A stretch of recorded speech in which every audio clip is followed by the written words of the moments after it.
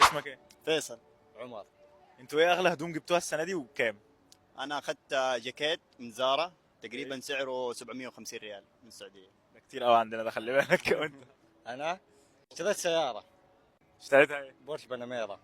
عقبال. الجزمة اللي أنا لابساها ب كام؟ 2000 ونص. جامد.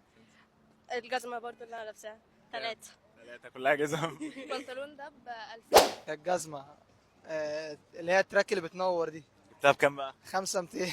اه دي حاجات اللي تزعل بقى. ايوه بالظبط. اغلى حاجه كانت بنطلون من روضه، كان ب 700. وانت؟